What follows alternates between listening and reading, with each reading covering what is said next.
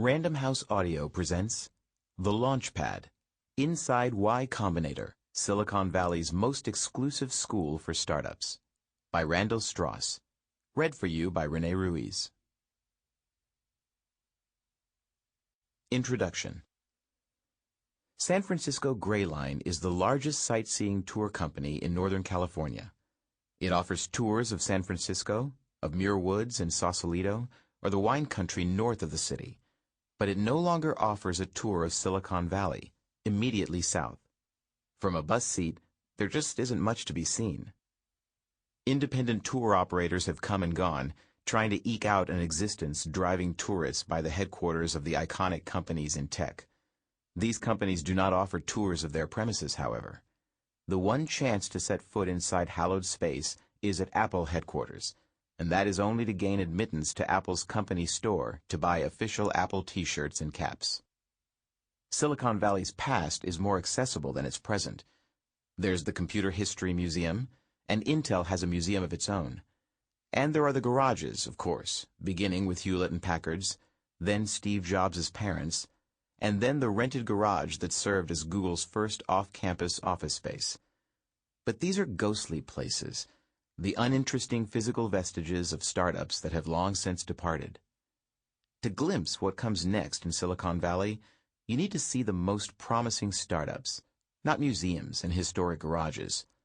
There are literally thousands of startups, dispersed along the 60-mile corridor that extends between San Francisco and San Jose, but they all operate under secrecy until they are ready to launch their first product.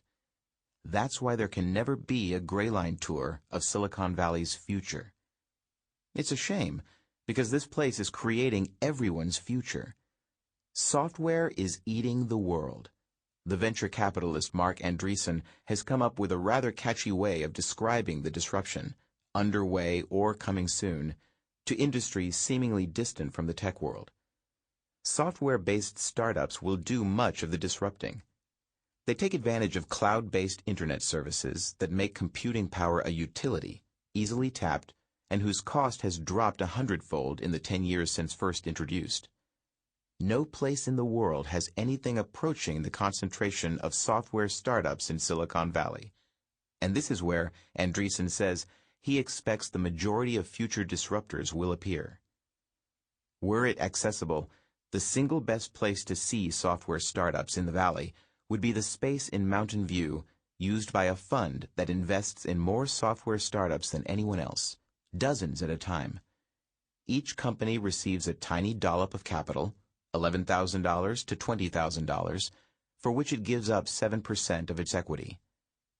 Paul Graham, a former entrepreneur, is the fund's chief impresario, its most animated teacher, its chief programmer, and its most prolific essayist, having offered advice to startup founders for more years than the fund, established in 2005, has been in existence.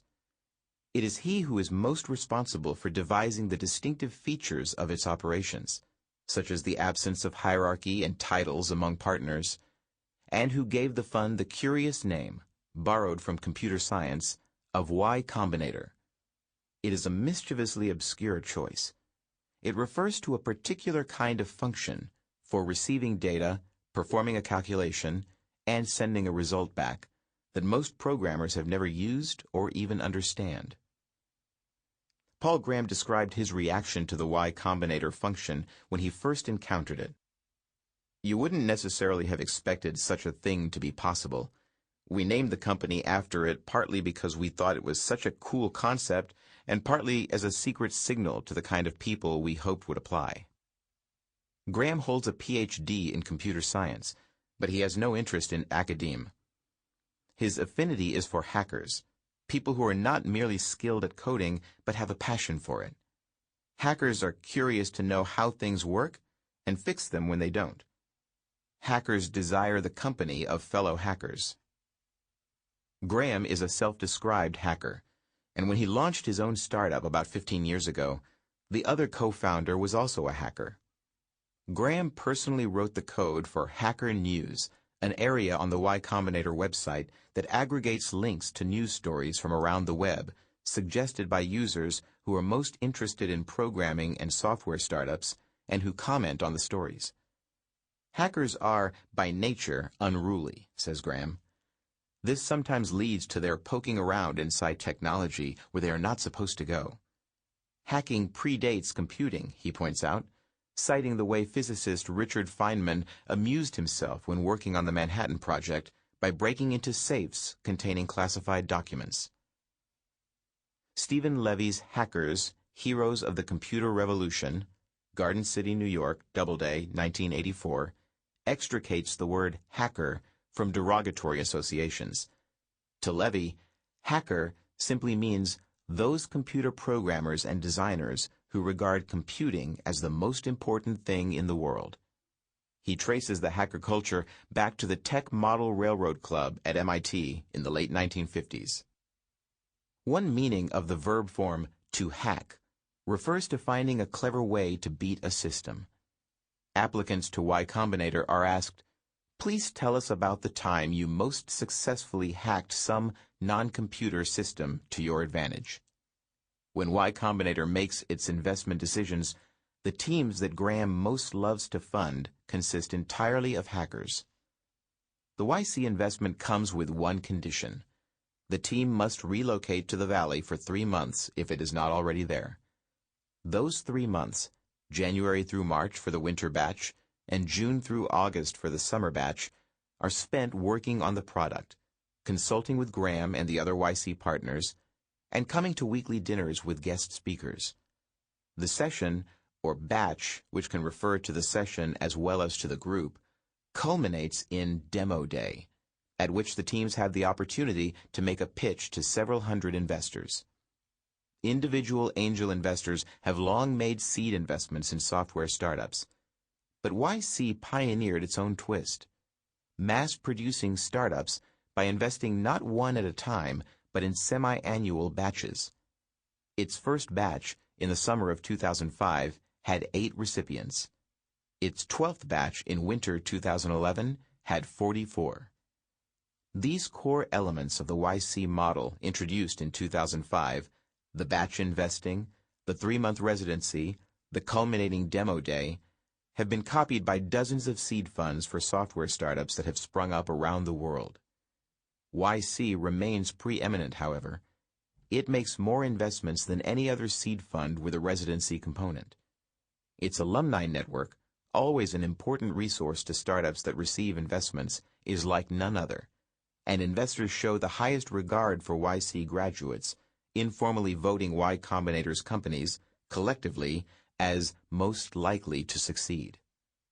YC's principal supplier of capital is Sequoia Capital, the venture capital firm whose roster of successful early investments include Apple, Yahoo, and Google. A few of Y Combinator's startups have done extremely well. At the top of the list is Dropbox, a file storage service that was born at YC in the summer of 2007 and is now used by tens of millions of people. By installing Dropbox's free software, a computer user's documents, photos, videos, or any other file that is saved in the Dropbox folder on one PC is automatically synchronized by Dropbox with its website and with the user's other PCs, smartphone, and tablet. This makes files always available, no matter where you happen to be. Users get 2 gigabytes of storage free and pay for additional capacity. Airbnb, from YC's Winter 2009 batch, is another notable. It offers an online marketplace for homeowners or apartment dwellers who wish to rent out a spare room or a couch to travelers. In early 2011, it celebrated the millionth night booked through its site. Heroku, from Winter 2008, is YC's largest success that remains unknown to the general public. It handles the software that runs in the cloud, and its customers are exclusively developers. Y Combinator's reputation for picking the best prospects received validation in early 2011 from 2 other Silicon Valley funds that joined together to create a fund just for YC startups.